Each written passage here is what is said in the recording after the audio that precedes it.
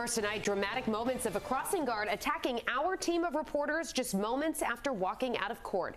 I'm Shannon Heggie. I'm Mike Montecalvo. This comes after he faced a judge accused of assaulting a mother while her 4 kids were in the car.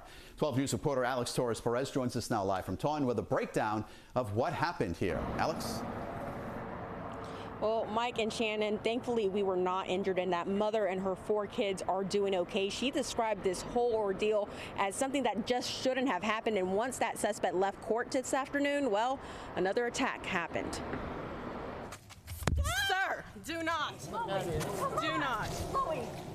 Just moments after being released from jail, suspect Louis Shaves went on a rampage, punching and kicking journalists trying to get his side of the story after being accused of attacking a mother while her 4 kids were in the car. I don't know what made him snap and act the way he did, but it's just more depressing because my kids witnessed it. That mother does not want to be identified as she is still shaken up by what happened.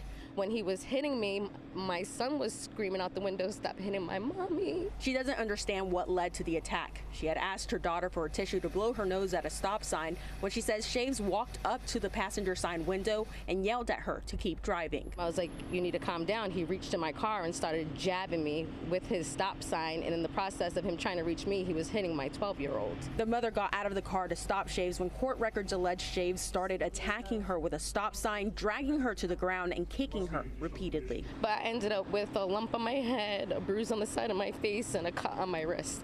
But she knows it could have been worse if it weren't for an SRO stepping in and arresting Shaves. He faced a judge Monday afternoon where a not guilty plea was entered on his behalf on several assault and battery with a dangerous weapon charges. He was ordered to have no contact with the victim, and the school district has already fired Shaves, something she says brings her some comfort. If it wasn't me, it could have been a child, it could have been anybody. He just didn't seem like he was in the right mind at that moment, and I'm just glad that he's no longer going to be there to do what he did to me. It's not going to happen to nobody else, so I know it's something the kids should never see their parent go through, and I just pray it never happens ever again.